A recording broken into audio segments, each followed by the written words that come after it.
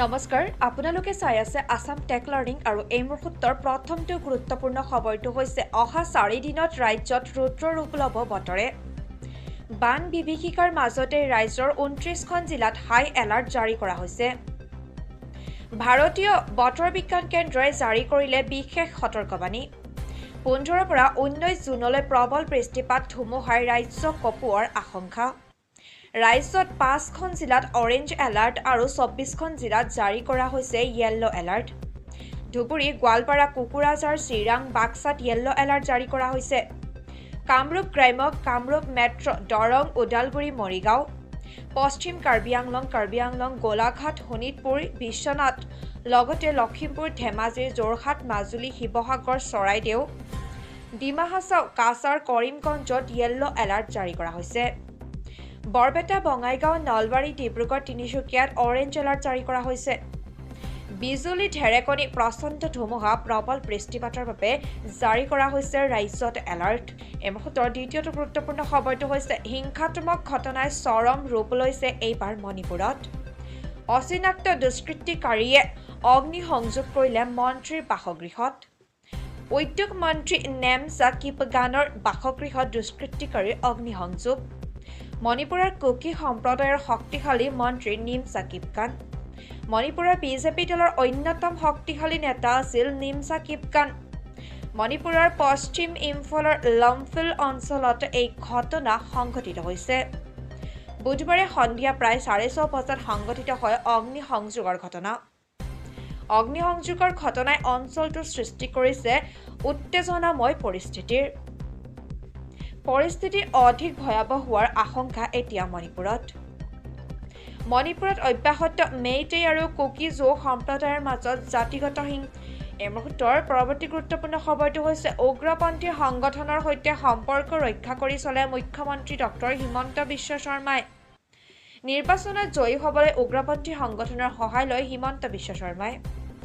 গৃহমন্ত্ৰীলৈ কুকি উগ্ৰপন্থী সংগঠনে লিখা পত্ৰত বিস্ফোৰক অভিযোগ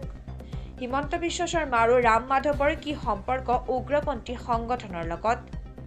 ৰাষ্ট্ৰদ্ৰোহী কাৰ্যৰ জড়িত নেকি ৰাজ্যৰ মুখ্যমন্ত্ৰী হিমন্ত আৰু Ram Madhav United Kuki Liberation Front চমুকৈ UKLFৰ নেতা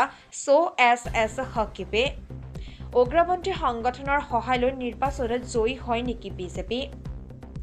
পত্ৰখনত লিখা ধৰি উগ্ৰপন্থী সংগঠনটোৰ সৈতে সঁচাকৈ সম্পৰ্ক আছে নেকি হিমন্ত বিশ্ব শৰ্মাৰ আৰু ৰাম মাধৱৰ এইবুলি এতিয়া অভিযোগ উত্থাপন হৈছে জোনমণি ৰাভাৰ দুৰ্ঘটনাস্থলীত আৰম্ভ CBI তদন্ত জোনমণিৰ মৃত্যুৰ ৰহস্য ভেদৰ বাবে হৰবগীয়া দুৰ্ঘটনাস্থলীত CBI দল উপস্থিত হৈ আৰম্ভ কৰিছে তদন্ত CIDয়ে ফাদিল কৰিব নোৱাৰা মৃত্যুৰ ৰহস্য এইবাৰ ফাদিল কৰিবলৈ উপস্থিত হৈছে CBI দল তন্নকৈ জোনমণি ৰাভাৰ দুৰ্ঘটনাস্থলী পৰিদৰ্শন CBIৰ DIG লাভলি কাটিয়াৰৰ নেতৃত্বত কলিয়াবৰত আৰম্ভ CBI তদন্ত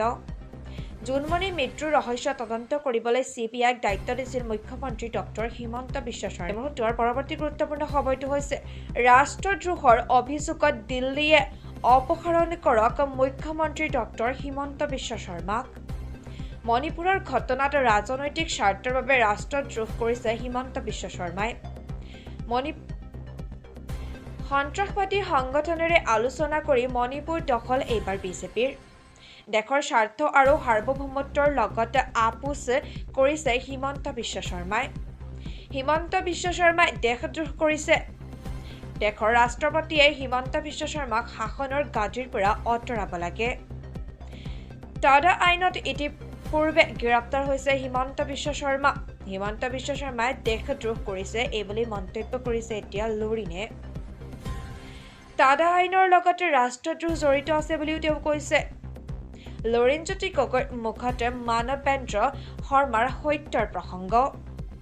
দুবাৰকৈ ৰাষ্ট্ৰদ্ৰোহ কৰিছে হিমন্ত বিশ্ব শৰ্মাই মণিপুৰত 150 জনৰ মৃত্যু হৈছে আৰু 400 গীৰ্জা ভাঙি দিয়া হৈছে হিমন্ত বিশ্ব আৰু ৰাম মাধৱে সাৰ্বভৌমত্বক বন্ধকত থলে RSS বিজেপিৰ বাবে স্বাৰ্থ প্ৰথম নহয় ক্ষমতা প্ৰথম এইবুলিও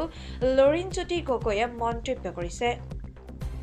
ৰাষ্ট্ৰদ্ৰোহৰ অভিযোগত দিল্লীয়ে অপসাৰণ কৰক হিমন্ত বিশ্ব শৰ্মাক এইবুলি তেওঁ এতিয়া অভিযোগ উত্থাপন কৰিছে। বিজেপি নেত্ৰী জোনালী নাথৰ হত্যাকাণ্ড আকস্মিক আছিল পূৰ্ব পৰিকল্পিত। আৰক্ষীয়ে হত্যাকাৰীৰ ঘৰত পালে এনে সামগ্ৰী। কৃষ্ণাইৰ হালাপাৰাৰ 17 নং ৰাষ্ট্ৰীয় ঘাইপথত 12 মেৰ নিশাৰ ভাগত উদ্ধাৰ হৈছে বিজেপি নেত্ৰীগৰাকীৰ মৃতদেহ। গোৱালপাৰা জিলাৰ বিজেপি নেত্ৰী জোনালী নাথৰ হত্যাৰ তদন্তকালত আৰক্ষীয়ে উদ্ধাৰ কৰিছে ডায়েৰী। আৰক্ষীয়ে লগত উদ্ধাৰ কৰিছে হত্যাকাণ্ড সংঘটিত কৰাত ব্যৱহাৰ কৰা কাঠৰ টুকুৰা। আটাইকেইপদ সামগ্ৰী জব্দ কৰিছে বৰ্তমান আৰক্ষীয়ে। এই সামগ্ৰীখিনি হত্যাকাৰী হাছানুৰ ইছলামৰ ঘৰৰ পৰা উদ্ধাৰ কৰা হয়। গো সুৰক্ষাৰ ওপৰত অধিক গুৰুত্ব আৰোপ এইবাৰ হিমন্ত চৰকাৰৰ। গো সৰবৰাহৰ বাবে নিৰ্ধাৰণ কৰিছে নতুন নিয়ম। ৰাজ্য চৰকাৰে মুকলি কৰিলে বিশেষ ৱেব পৰ্টেল। প্ৰপত্ৰ পূৰণ কৰিহে সৰবৰাহ কৰিব পাৰিব আপোনালোকে এতিয়াৰে পৰা গৰু। এই পদক্ষেপৰ দ্বাৰা উপকৃত হ'ব কৃষকসকল। স্পষ্ট হ'ব কৃষকৰ প্ৰয়োজনীয়তা। বহিৰাজ্যলৈ সৰবৰাহৰ বাবে ল'ব লাগিব অনুমতি। পাৰ্মিট ফিজ হিচাপে প্ৰতিটো গৰুৰ বাবদ লোৱা হ'ব মাচুল। পোৱালী গৰুৰ ক্ষেত্ৰত 10 টকা, ডাঙৰ গৰুৰ ক্ষেত্ৰত 20 টকা নিৰ্ধাৰণ। ঘোষণা কৃষি মন্ত্ৰী অতুল বৰাৰ।